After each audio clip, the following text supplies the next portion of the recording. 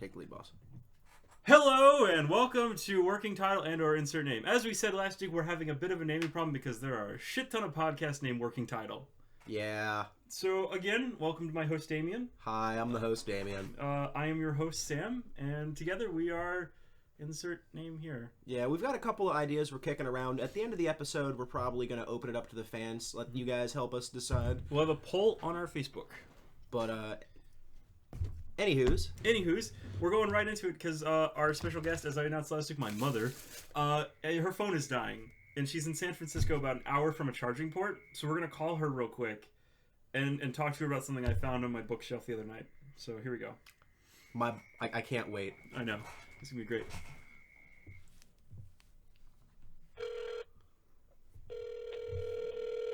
Real-time phone interview, folks. Real-time phone.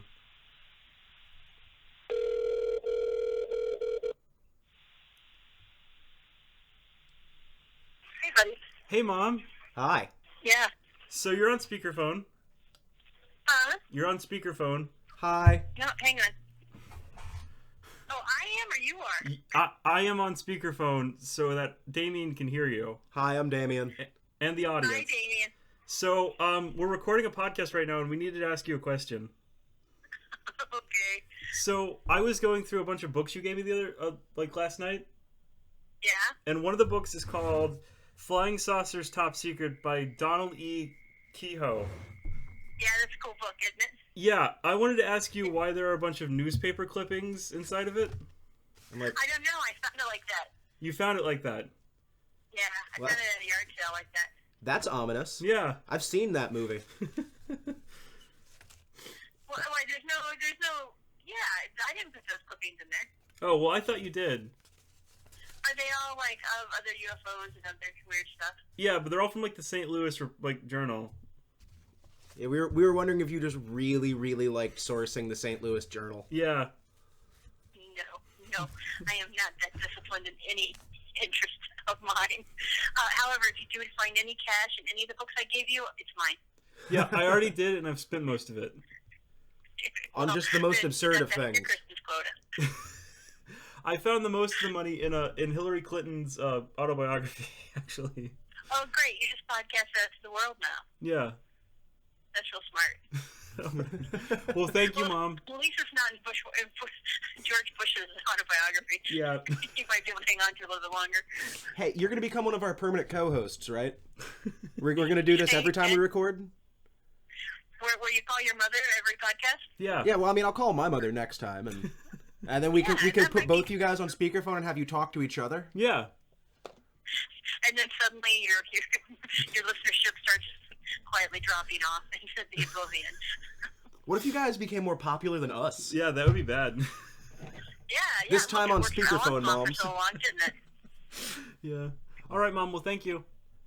Okay, well, have a happy podcast. I will. Talk to you later. It was a pleasure Your speaking mother's to you. odd, but she's not weird. That's not my UFO clipping. All right, Mom. Bye. Bye. Bye, Damien. Bye. All right, so that was my mom. That's an interesting idea for the name, speakerphone mom. Speakerphone moms. we're neither mothers and we're on speakerphone. Yeah. Well, I mean, we also don't have a chicken, but we're still considering that other one. True, we are. Okay, put that on the list. Put it on the... I already did. We'll put it in the poll on Facebook. Speakerphone moms. Speakerphone moms. Oh, God. Thank you to my mother for doing that. What if 4chan gets a hold of this poll? Oh, God. No. Why haven't we used 4chan as a media outlet yet? Because... It's mildly smart. Yeah, but it's also like having unprotected sex with a dumpster. True. So, very true. There's that. There is that. So, again, welcome to Working Title. That was just some curiosity about a book. I was expecting some epic, story. I was... Because, I'll call her back. Next time we have her on, we'll talk about the ghost hunting. Okay. That she used to do when I was a kid. I have vivid memories of waking up to ghost hunters being in our house and, blue light in my room. So, I mean, not a believer was back then. But are you a believer? No. No? All right. I think he's a horrible human being. Oh, shucks. I mean, his music is so bad. Whatever. Yeah. I'm not. All right, Damien. Well, as always, lead us in with your news story. All right. So, I got a couple of things here today on the podcast. We're going to be talking about the Sugar Idol. We're going to be talking about Science Magazine. And I think I'm going to lead with my personal favorite from the list. You know, they say save the best for last, but by golly, I want to talk about the vampire squirrels of Borneo. And Sam here, I understand that because, you know, I haven't told him anything about it. No. I just said vampire squirrels of Borneo, and Ted, you're going to find out. So, vampire squirrel of Borneo.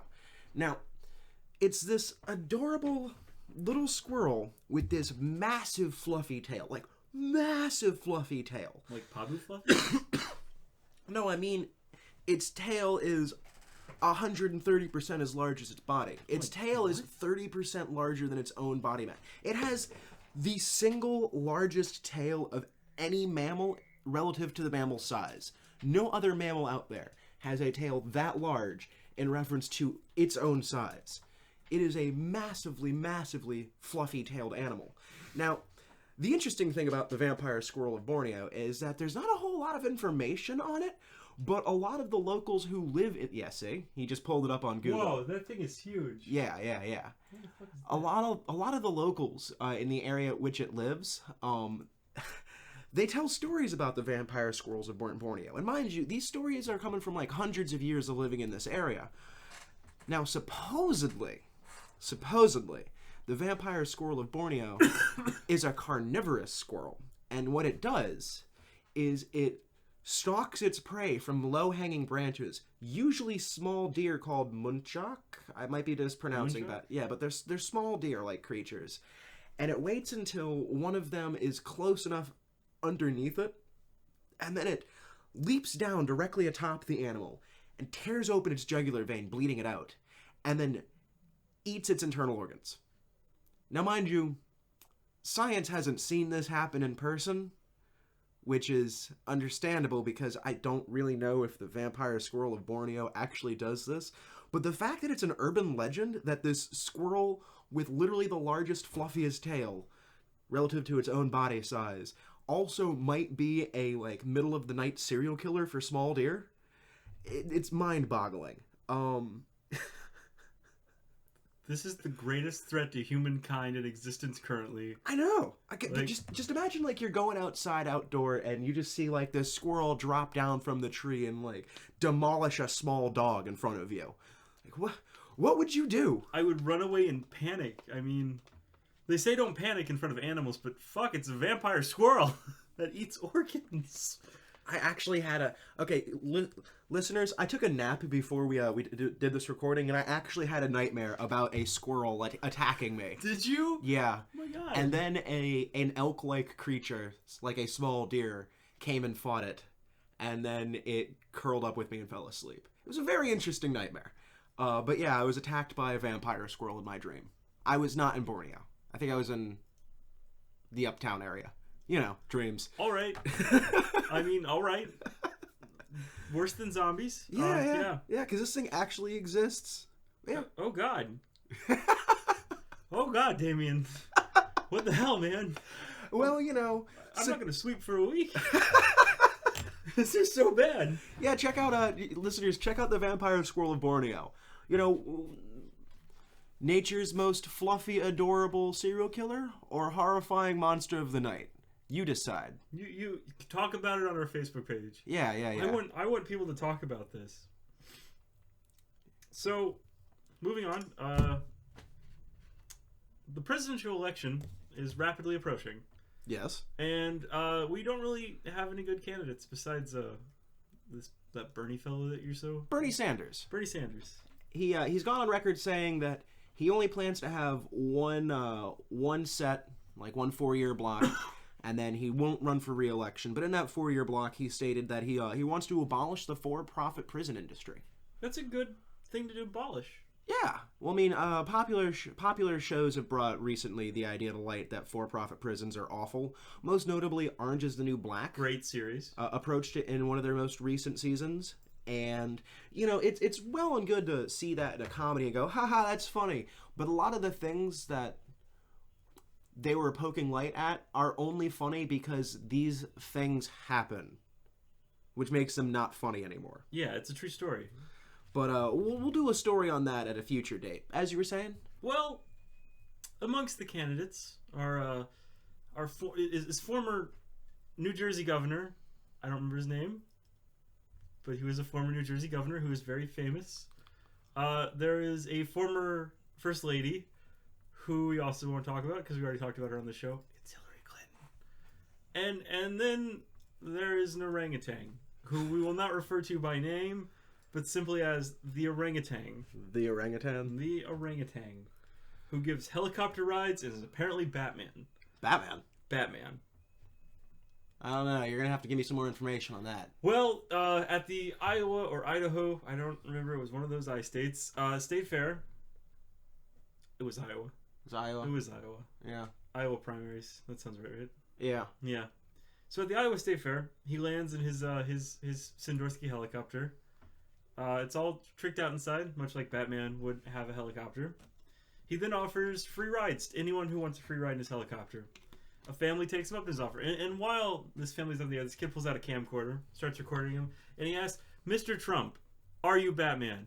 And without hesitation, Donald Trump says, "I am Batman." Oh, I said his name. That's all right. The orangutan. That's all right. Everyone knew who you were talking about. I hope so. It's not like Voldemort. I don't know. Yeah. I mean, maybe. Don't say his name. There's he who must not be named. I'm very strict about that one. Sorry. Voldemort. Maybe he's trying to get the comic book bump? I mean, yeah. Or maybe he just put a bad taste in everyone's mouth regarding Batman. Yeah. I mean, Bruce Wayne would make a much better president. You know, I think my favorite thing about the orangutan is his announcement for presidency, his bid for presidency, has caused one of my favorite comic book strips to come out of a 26-year retirement, and I'm referring to Bloom County. Now, a lot of our listeners probably aren't familiar with Bloom County, and that's okay. Like I said, their last strip was 26 years ago. It's by this artist named Burke Breathley, and the running joke in Bloom County was that Donald Trump was the reason the strip got shut down.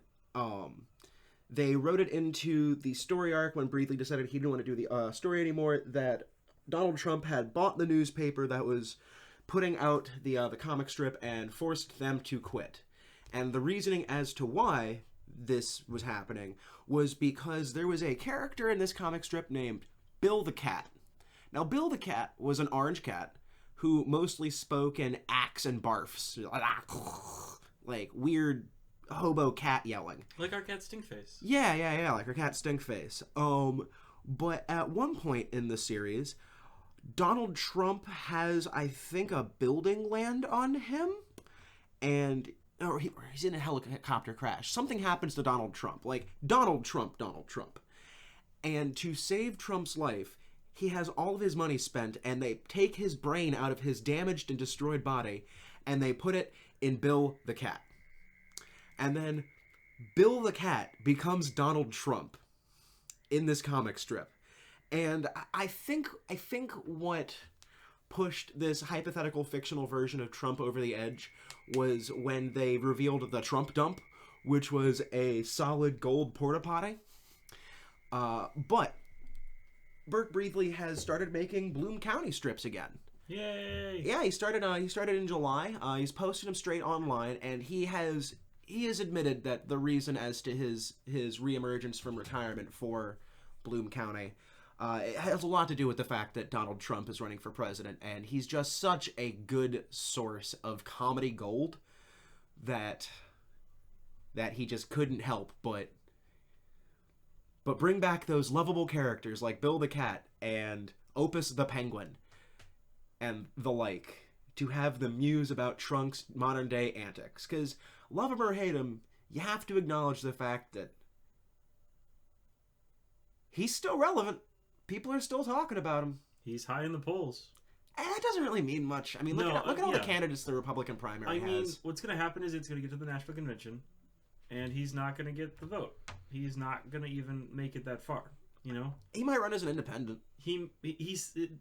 Didn't he say at the first debate that he wouldn't run as an independent? Oh, well, I mean, Mr. Trump says a lot of things. Like, hey, invest your money into this business venture, investor, so that way I can then declare the venture to be bankrupt and run off with your money, and you can't do anything. That's how he built a lot of his fortune, which people don't seem to remember. He openly, and this is important, America, this is the person that, like, a lot of people are actually considering for presidency, or at least talking about. This is a person who built a lot of their money off of lying to investors to get in a position where he could take their money and then use legal loopholes to run away with their money. That really happened. A lot. So, sorry, didn't mean to tangent there. It's just I felt the urge to say that on a... Please do. I mean, if you get a mic, use it. All right, so moving on from political topics, we're going to move into the normal... Do you got any more news stories? Oh, I've got a couple, yeah. You got a couple? Yeah. Let's break it up. We're going to do a quick discussion, and then we'll move into your next news story. All right. Bring it on. Stargate. Yeah! Have you ever gone through the Stargate, Damien? Well, there was that one experimental time in college, but... Well, pretty soon you'll be going through it on a regular basis, because myself and some other writers have begun pinning a Stargate fan series. Oh. That casts Damien as Sergeant O'Reilly. You know, it's amazing. As you were saying it, I was thinking to myself, yeah, I'm involved with this. Yeah. There's a sign-up sheet on my door for people walking by if they want to join, but I made sure to come to you first, you and our landlord, Wesley. Yeah. The former cameraman, who no longer is our cameraman. Hello. Hello. That's an episode that hasn't been released yet, folks. And we're just going to keep making references to it. Yep. And the movie. Eat it. It's in the movie, too. The movie is coming, folks. It's coming. But very slowly. Yeah. All right, but... Tell me about this this fan series. Well, I don't want to go into too much detail, but I will tell you that, no, it does not pick up in the year 2015 in the Stargate Prime universe. It picks up in a universe where, in 1994, we never went through the gate to Abydos. And we never fiddled in space. We never fiddled, and nothing ever happened out there. Oh, wow. So now in 2015, the Air Force is like, let's do it again, folks. And they're firing up the program. This time it's going to work, but we don't end up on Abydos. So, out of curiosity, is it operating... Because the Stargate universe, they started doing that because the first time they went through the movie, the characters were able to come back and share all their information. Yeah. If you're saying that the project was abandoned, does that mean in this universe, like, the characters from the movie just never made it back? No, the characters in the movie never went through. Oh, okay. In the script, it's mentioned that in 1994, I'm going to spoil a bit, but I mean, this part of the movie needs to be talked about. Okay. Because all the spoiler details are not in the script I gave you. Okay. There's a whole chunk of the script that all the actors who are currently cast in the movie do not have. Okay. And I don't even have it. It's with the other writers. And so deep in production we are. Elbow deep. Elbow deep. So, basically, they tried to dial the gate to Abydos, and when it started shaking, the generals were like, shut it down. The base was going to fall apart, and they were worried about it. So they shut it down, and they never tried to redial it. And unfortunately, they waited too long, and Abydos' Stargate drifted too far, and we don't have the right dialing sequence for it. Okay. So when we dial it, we use a newfound discovery. It's a real thing. Look it up. The Egyptian star map, which had a bunch of the constellation dialing codes. So they dial up this gate, and it works. But where they end up is not a peaceful planet full of harmless locals. It's a very snake-infested place. Snakes. It's always got to be snakes. Always got to be snakes. So... Well, I look forward to working more with you guys and getting this done. We got to get you fitted up for your uniform here pretty soon. Yeah. We have to go to a military resupply shop and find you a dress uniform. Oh, there's one right down the street. I know, we're going to go there. But they might not have the one for it. And then we got to get you fitted for BDUs. Ooh. So you get the whole gear. And then we got to test you out with a full gear pack, which is going to be heavy. But I think you got broad shoulders. You can carry it. You know, you got this. I was actually also in the military. I know you were. That's why I'm like, yeah. That's why I wanted you cast this role. Because you've got, you know, the experience to do it right. I'm also trying to cast our good friend Aaron Imrand to be in the movie. But he will not watch Stargate. No one's perfect. No one's perfect. Okay, so yeah, but I mean, I love SG-1. Did you watch Stargate when it was on TV? I didn't have cable, so I caught it every now and then. Mm-hmm. I binge watched a bunch of episodes whenever I had the opportunity. If you ask me to remember the details of any of them, I'll only remember the one where the black guy got alien pregnant. Oh, wait, no, he was always alien He was pregnant. always alien pregnant. Yeah, that's the goal. Oh, I remember. Okay, I remember the episode where he stopped being alien pregnant and it almost killed him. Yeah, that happened a lot. Well, then see. Junior, yeah, everybody calls him Junior because it was Teal'c Junior. You know. Yeah. Gross. Totally. It Gross. was totally gross. I hated the gold. Gross. We have in the movie. There's going to be one, and I have my friend George from work. He's like, I want to be in the movie, and I was like, do you want to be the alien bad guy? He was like, yeah, and I was like, one thing, you have to have a snake in your stomach, and he was like, okay. Oh God. Yeah. Well, little does he know, we demand method acting. We do. So we're gonna have to go out into space, find a gold, and then turn George into a Jaffa. I mean, honestly, all we really need to do is get a doorknob hole borer and. But no, come on, we got the materials here. We can do it. Let's just let the vampire squirrels loose on him. Oh no, don't do that. We don't have the budget to go to Borneo. No, don't we though? No, we probably could. I mean, I'm a travel agent. You are. You could get us a trip to Borneo. Wait, no, I mean, we're on a spaceship orbiting Venus. What are you talking about? I forget sometimes that we're in space. Orbiting Venus. These metal walls, they look so much comfy like Earth. Yeah. Well, that sounds like a lot of fun, man. It is, and I mean, I love the original Stargate universe, and it's gonna be interesting. I'm looking forward to it. News stories. Well, let's see. I want to talk about. I'm actually going to save. I mean, it's hard to top Vampire Squirrels of Borneo, but I think I'm actually going to save the best thing for absolute last. So let's go with this real quick. Now, published August 28th of this year, so just a few days ago, Science Magazine put out a study, and they had taken the top 100 psychology experiments that were published in the top 3 academic journals in 2008. And they redid all the experiments. They recreated them, and they found that less than half, between a third and a half, were reproducible results. Now, it's surprising, and it's not surprising at the same time, and unfortunately, with a headline like that, a lot of people are just leaving it at that their understanding of, well, that's...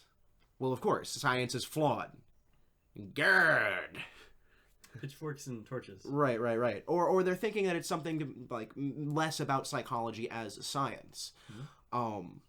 But in actuality, what these researchers were doing from Science Magazine is they wanted to point out that psychology, specifically psychology, it's dangerous to establish something as quote unquote known fact, because of how subjective a field it is. But most importantly, they wanted to point light at the issue that funding is only given to scientists, generally, when they get new pieces of scientific research published in academic journals, as opposed to double-checking already assumed facts, which is a dirty word in science. It generally is. You assume that something is fact, and you're taking the first step towards, like, willful ignorance. Nothing is sacred. There are no rules. Like, you double-check everything. Why is 2 + 2? Show me the math. Like, and never just assume that 2 + 2 is 4. Just break it into, like, overly simplistic, not the greatest analogies. But they wanted to point out that a lot of the think tanks that fund scientists are putting unreasonable pressures on scientists to kind of almost do a knowledge arms race with each other. Who can get published first? Who can get the new information published first? And when that's the system that you have, then you're going to have academic journals that are going to publish damn near anything that's given to them, as long as it's given to them by, quote, reputable sources and reputable scientists.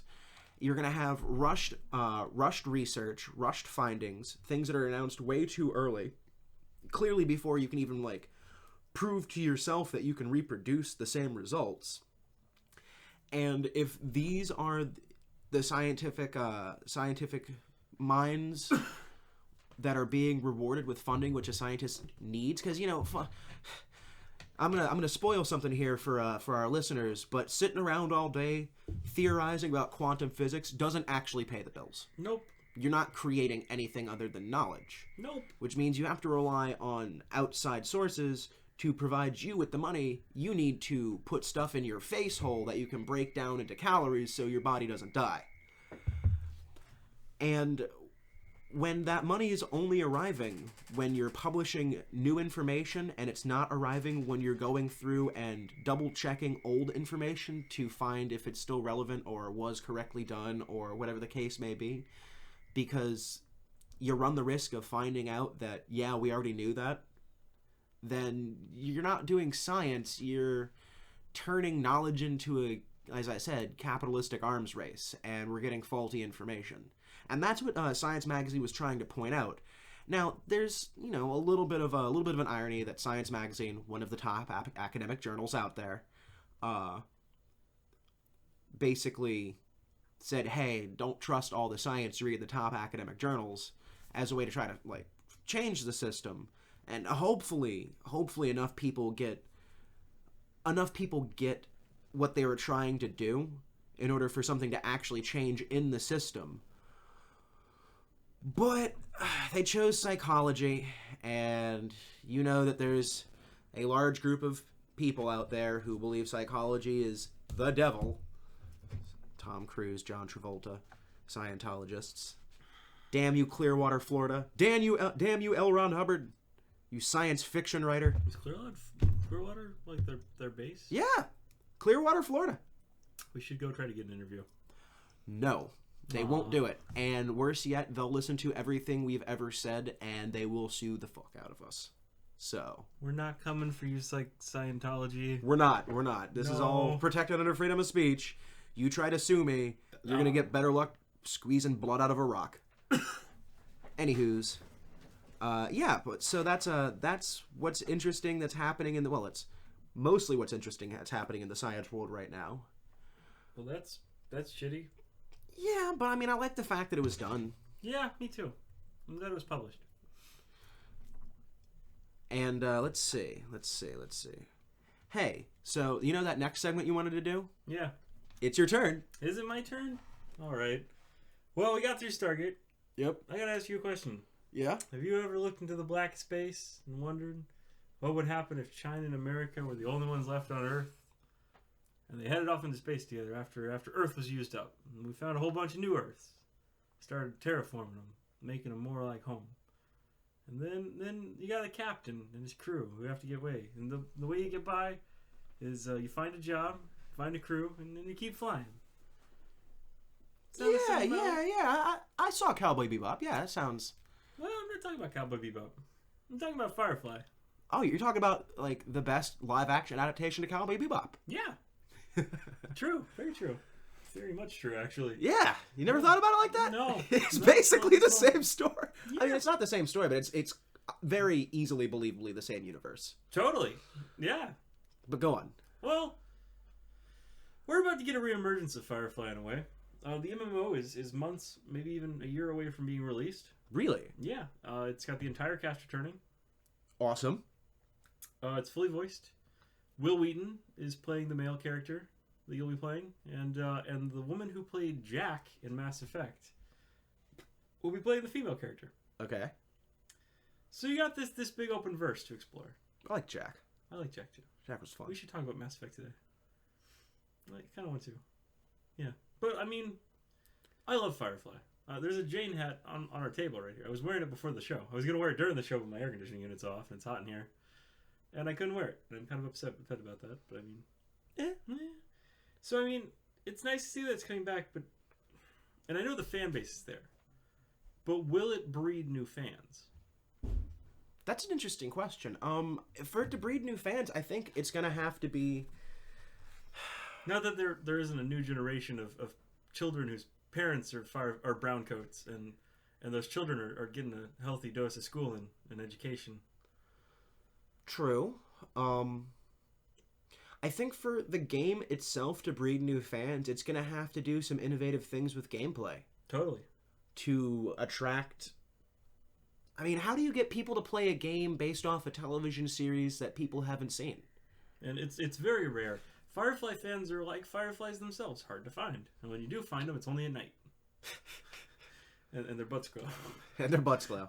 I mean, it's a It's show. it's a mating thing. It is a mating thing. It's a show that lasted 14 episodes. 3 of those episodes were never aired on TV. And a movie. A movie that didn't do too well. Well, it did well. It just didn't do too well. So, I mean, I'm hoping this game can breathe life into the franchise. Joss Whedon has said that he doesn't see it coming back. He hopes it does. It's his one thing that he really hopes comes back. Screw Buffy. I loved Buffy. I loved it too, but you gotta admit, Firefly's a little bit better. Yeah, well, yeah. And then there is Angel. And, like, I liked Angel, but much in the same way that I like sitting around in my underwear watching old vampire stuff. True. And that, like, normally I don't announce it to the entire internet, but it's a guilty secret of mine. I mean, yeah. And, I mean, it was a great show, Firefly. And I think it can do it. I think it can. Who does he think he's trying to fool when he says that no one will pick up Firefly? Netflix is doing direct-to-Netflix series. If he wanted to remake Firefly, I think it's not he could remake Firefly. If he wants to do it, I think it's a matter of, will the studio give the rights? He doesn't own the rights himself? Fox. Oh. You gotta remember, it's controlled by that. Yeah, but he also wrote Avengers. He did. You gonna try to tell me he doesn't have the money? I think he has the money, but I mean, does he have the money to do a series again? It's an interesting question. It's a question we're probably not gonna get the answer. Joss Whedon, come on our show. We love you. Yeah, Joss, come on. Cabin in the Woods was amazing. It was amazing. Let's talk about Cabin in the Woods. Come on the show. We won't even talk about Firefly. Yeah. We'll talk about Cabin in the Woods only. Nothing but that movie. Nothing but that movie. We won't even bring up Buffy. We'll bring up Cabin in the Woods and go from there. I want to know what happened to that collapsible coffee cup bong. Because I know that the actor who had it really, really wanted to keep it. And you guys didn't let him. But yeah, Firefly. It's interesting. It's an interesting premise for a show. Definitely. I didn't actually know that they were making an MMO out of it. Yeah. I that seems like a dangerous adventure. Like, even now, how long has WoW been out? Yeah. It's still Kicking, kind of. It's not that it's just still kicking. It's that it's still chugging along. The litmus test. Like, every MMO that comes out compares itself to being like the new WoW. And I understand that, yeah, when WoW came out, everyone felt the same way about EverQuest. But WoW managed to kill EverQuest, basically. Yeah. And killed Star Wars Galaxies. Nothing else has come close to killing WoW. Nope. Well, WoW's coming close to killing WoW. Yeah, but they've lost they're losing 1 million subscribers every month. Yeah, but the thing is that because people... Oh, God. Is that because people are getting tired of WoW, or is it because people are getting tired of MMOs? I don't know, man. I mean, it's true. MMOs are getting to a point where they're focusing more on single-player content. I played the Old Republic off and on. It can be played single-player without ever seeing another character, or another player. And Firefly Online will need that. Better idea, maybe, is to release a Firefly content patch for EVE Online. Fixes everything. Yeah, but that's just an advanced economy simulator. Dude, I love EVE. It's an advanced... Okay, what about a Firefly patch of Elite Dangerous? Totally. Elite Dangerous is already Firefly. Okay. We need to play that. Yes. Oh my god, we can get it on the Xbox. Really? We can get it on the Xbox One and play it. Oh, that's... I'm gonna buy it tonight, we're gonna play it. Okay. If you want to do that, we're fucking doing it. Okay. Don't fucking question this. Don't yell at me, Sam! We're doing this! Don't make me come across this table! Hey, speaking of video games, yeah. I wanted to do a quick little nudge at a wonderful handheld game. Sorry. Cats. Getting over an illness. It's probably cats. It's a wonderful game, and hey, there's not even anything happening now to commemorate it. Like, this is in honor of the game being released on Steam months ago. But I want to talk about Pixel Dungeon, and more importantly, how it has spawned a slew of offshoot mods, because the creator of the original Pixel Dungeon made it open source. Now, Pixel Dungeon is are you familiar with roguelike as a genre? Not really. Okay, a roguelike game is a game where there's permadeath, so if your character dies, you just start over. Mm-hmm. Generally, it involves adventuring, heavy dungeoneering, mechanics, lots of combat, lots of traps, lots of trying to find keys and trying not to die, and it very, very difficult game. The roguelike genres generally are. This game's like NetHack. There's Pixel Dungeon and all its offshoots. There's Legend of Dungeon, which is a wonderful game. But the basic idea for Pixel Dungeon is you start at floor 1 of a dungeon. You got to make your way all the way down to floor 26. Fight God. Get the Amulet of Yendar, which is a reference to, I think it's the original game Zork, one of the first games ever written for anything. Find the Amulet of Yendar, and then you can either win the game that way or just for funsies bring it back to floor 1 and then leave Pixel Dungeon. And it is one of the most intensely difficult games I think I've ever played. Here's another secret. I have about 300 games logged in on this game, and I have yet to win a single time.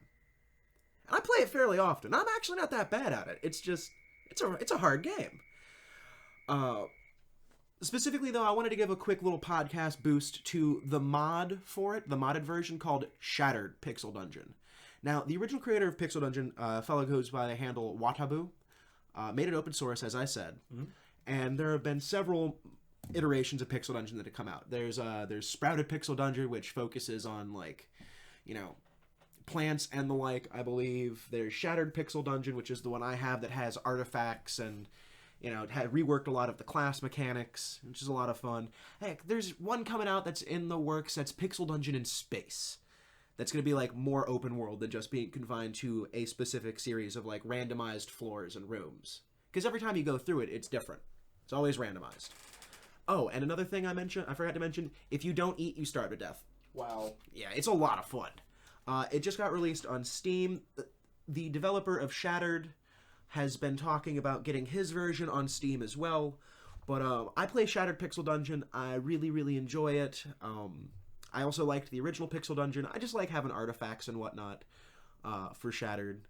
But yeah, no, it's a free-to-play game. There's no advertisements in-game. They just sustain themselves entirely off of donations. And I liked this game so much that I gave Evan, the developer of Shattered Pixel Dungeon, $20. It didn't get me anything really useful in the game. I got to name my equipment and my character, which is kind of cool. But I gave him $20 because he deserves it. Thank you, Evan. You've single-handedly made it to where my bathroom breaks at work are always 5 minutes longer than they should be. That's a joke. If any of my coworkers or employers are listening to this, that was a joke. I'm joking. Please don't be mad. It's a wonderful game. Everyone should check it out. It's free online, available on the developer's website. It's also available on the App Store, the Android market, Google Play, Amazon app, Steam. So it's available everywhere, folks. Just go out and get it. It's free, apparently. So. Oh yeah. Another reason why I play Shattered is because the developer is frequently on Reddit, and often he will just interact with fans of the game. That's how he learns about bugs and whatnot. It's just direct interaction. Well, that's nice of him. Oh yeah. Well. But yeah, that's what I wanted to talk about in regards to games. And I've got one more story that I want to go over, but I want to save that for the end. Yes, I want to save it for the end. Let's go back to Elite Dangerous. Yeah. We talked about that in our first episode. Yep. That was a long time ago. It was a bit ago, It was almost a year ago. We are closer to that month now than we were last month. That's how time works. Shut up. No, it doesn't. You're lying to me. Okay, but Elite Dangerous is really fun. In update news, Elite Dangerous, still fun. It started out with 14 billion star systems. Yeah. Each one of those systems with maybe multiple suns, hundreds of planets, trillions of planets. Asteroid belts, moons, space stations, enemy ships, friendly ships, 3 nations. Guess what it's getting in December? Lobotomy. Every single one of those planets is going to be explorable. What? Yeah. It's rapidly approaching the point where it'll be multi-cruise ships. When that happens, our podcast will have its own freight industry with our ship for everybody to come join us on. Oh, And cool. me and Damien will be the captains, flying around space in our little.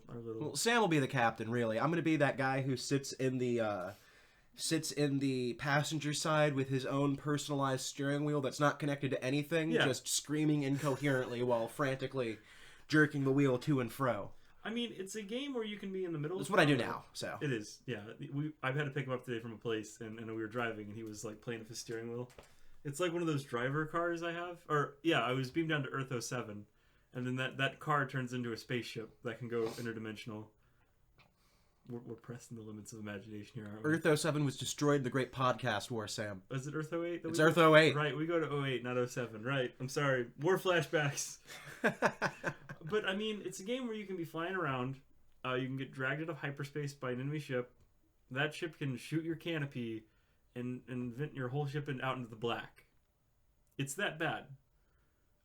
I mean, friendly players can do this too. Friendly players can hunt the hyperspace lanes and drag you out. I mean, it's a shitty game to be in when you don't have friends. Or if you have enemies. Oh. Ooh, didn't think about that. Well, yeah. So, I mean, it's a fun game, and if you haven't played it, I've recommended it. We've done news stories from the universe. I haven't really checked up on the news recently. I haven't played recently, but I really want to go back. I want to play on the Xbox because I heard the interface is a little bit easier. So, yeah, maybe we'll do a video of it or something. Me introducing Damien to the rigors of space combat. ooh, the rigors. The rigors. All right, Damien, before we go to your final topic, which we're going to close the show with, we are getting to that time, folks. We're going to talk about the naming issue. All right, so Sam here pointed out something to me earlier today, which is when you type in working title a podcast, we don't even appear in the first, how many pages of Google? I didn't even look. Well, it's not the first page. It's I guess definitely that's, not if you're not on the first page of Google, what are you doing with your life? Come on, get it together. So we need to come up with another name, and we want your help. We do want your help. Well, since we can't use working title, we've got a couple options here. I recommended WTAP. I recommended 3 Guys and a Chicken. And my mother inspired Speakerphone Moms. Speakerphone Moms. Now here's the thing. We're going to put these 3 up as a poll, but I don't want you guys to feel creatively limited by these. If you can think of a better name... Hit it up with the poll. You can add stuff to the poll. Oh, we're going to be able to do that? Yeah, they can add stuff to the poll if they want. Nice, So, nice. we're going to wait 2 months on this. And at the end of those 2 months, the one with the highest votes will become our new name. What if every time we do an episode, we choose a different name? That would be really confusing, Damien. Yes, it would. And we would never have any viewers. I know. It's a terrible idea. Let's not do that. It was bad. We gotta go get another Damien clone, apparently. Yeah, this one's starting to foam at the mouth. But so before we go to your last topic, I want to talk about our release schedule. As I'm gonna start doing. I've decided during this podcast that next week, instead of an episode, Working Title presents Revenge of the Lobotomites. Revenge of the Lobotomites. That will be released, featuring an all-star cast of our friends. And a beach. And a beach and an island. I would really like to return to that island. It's a nice island. We should go back. We should take everybody back, and we should call it Return to Jurassic Park or something. Return to Lobotomite Island. Yeah. And then just like have all the characters who died just yeah show back up. we got that one guy who was flamboyantly gay, I guess. I don't know. We didn't have the only character development we had of him was kept from the movie. It was him turning into a zombie. Yeah. There were zombies at one point. Yeah. I think I talked about this in the director's cut. So yeah. Good times. Good times. Yeah. It was a lot of fun. We should put it out. Well, you just said we're gonna put it out. But yeah, we should do a follow up. We've got a beautiful property here. If we wanted to shoot somewhere more local. True. Very true. So we can do something local. Maybe Lobotomite in Orlando or something. Oh, and exciting news I want to tell about the future of the podcast. we're gonna have our own personalized music here True. in the near future. We also have an interview lined up of a band. Don't want to talk about that too much because don't want to spoil it, but it's coming up about 2 weeks. And it's not the band that is writing our theme song, but we should try to get them on too. Yeah, definitely. Live performance of our theme song. Yeah. Yeah, and then I want to get another guest, but I don't know if she'll do it or not. I'm speaking, of course, of your wonderful girlfriend, Rachel. Oh. Yeah. Yeah, I'll talk to her about that. Yeah, I want to bring her on. I'm trying to get a local entrepreneur on as well. I won't say too much about it because I don't want to jinx it, but listeners, if everything goes correctly, we might get a chance to interview a pretty cool guy from the local area of the Orlando region. All right, so you want to lead us out with your story? All right, so you know me. You know that I love really weird science-y stuff. Yeah. And archaeological stuff. And I want to talk about the Shigur idol. That's Shigir. It's this idol that was found in a Russian peat bog about 125 years ago. And when they found it, it was massive. We're talking like 2.8 meters tall, or close to a little less than 9.2 feet. They were able to determine, however, that it was originally about 5.3 meters tall, and then, it got damaged. So that's 17.4 feet. This is a massive it's a massive idol. It's wooden. And when they found it, they thought that it was about 9,500 years old. Which is really, really old. Yeah.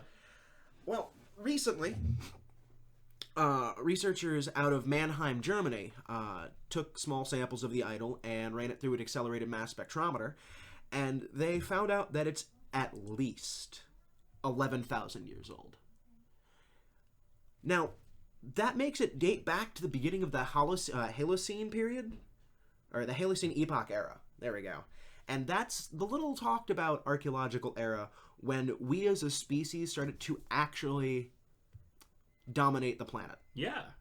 Like, the Holocene epoch era was, before that, literally, we were not the top of the food chain. We were just animals still. I mean, we were still animals, obviously. But that's when we as a species started to advance forward and whatnot. It's the oldest wooden structure in the world. And you know what's interesting about it? What special surprise it has? It is absolutely covered in an encrypted code that we can't decipher. No one's been able to figure out what's written on this thing. Covered in it. Remember, this thing was originally 17.5 feet tall. Could this be the earliest writing? Well, it's twice the age of Stonehenge. Yeah. It's like twice the age of the pyramids. It's twice the age of the Rosetta Stone. It's probably the oldest source of written writing in human history. Yeah, probably. Scientists out of the Institute of Archaeology at the Russian Academy of Sciences, they've been theorizing that it's probably a belief system, like the original writings of, not the Bible in the sense of the Bible, but the progenitor of written belief systems. It's how information was passed through, like, from generation to generation. And we can't figure out what it says. I was personally reminded of an episode of Doctor Who. What if we decode it one day and it's like a recipe for like baked chicken or something? Yeah, because that make for an interesting cooked mammoth. That's what's gonna be cooked mammoth. Yeah, or it's just a writing of. Like, what if we find out it's actually the final log entry of, like, a time traveler? Yeah. Just stuck back at that, like, era of time. Totally. I mean, yeah. I mean, this is an era of time when we still had, protruding brow ridges, and we still wore animal pelts and moved with the herds. I mean, this is a time when woolly mammoths and saber-toothed cats roamed freely. We're megalodon hunted in our oceans. That's scary. I mean, this is a time where man was not writing. This was a time where man was drawing on caves of animal blood. Well, and they also were making 17.5 foot tall wooden idols and covering them in unbreakable, undecipherable script. This raises so many questions. It's yeah, that's why I wanted to save it for last, because, you know, there's not a whole lot to talk about aside from this, or aside from what I mentioned, but... I got a task for you, Damien. Yeah. A while back, you followed a story all the way to the source. Yeah. I'm putting you out in the field. I want you to gather as much information as you can on this topic. Yeah. In the next full episode we do, we're going to devote about an hour to it. Because I want to talk about this. I'm going to do it too. We're all going to look into it. Okay. This is going to be the first WTAP, whatever our name is, joint operation into a topic. Because we got to find out about this. Yeah, I'll do more research on it. I can't promise that a lot of it's going to be interesting, but I can look up its personal history since we found it 125 years ago in a peat bog, which is actually interesting because that's probably the only reason why it's so well preserved. You know that peat bogs are good at that, right? Totally. They found a corpse in a peat bog back in the 70s that was so freshly preserved they thought they'd had a murder on their hands where someone had disposed of the body like very recently, and they found out that the person had been dead for over 100 years. Well, this was a good thing to go out on. I'm glad to hear that. And hey, listeners, thank you for tuning in this week. Yeah. Thanks for listening to our interview. Thank you again to Mr. James Gurney. Thank you to Sam for being an amazing podcast, and Sam's mother for creating the progeny. Letting me embarrass her. Oh yeah. Oh yeah. Speakerphone moms. Yeah, speakerphone moms. Speakerphone moms. Are we actually gonna have your mom on? I could probably swing that. Yeah, we should have a mom on each week. Someone's mom. We can just keep calling our friends' mom. I'll call friends from Missouri who probably don't want to talk to me, but can I talk to your mom? Just put them on the air, you know? You know, that kind of stuff. So thank you for listening, and we'll be back next week with Revenge of the Lobotomites. All right. Bye, guys.